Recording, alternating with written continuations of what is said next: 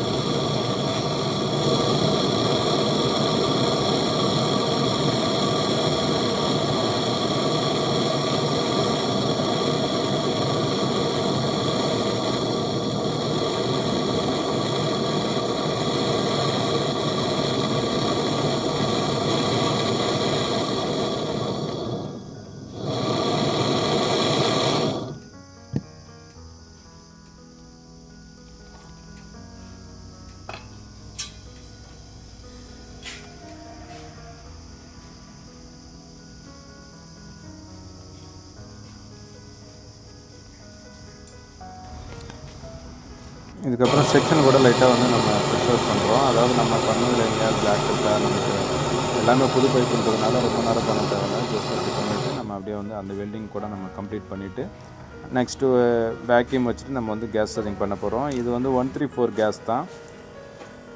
Samsung compressor இருக்குது.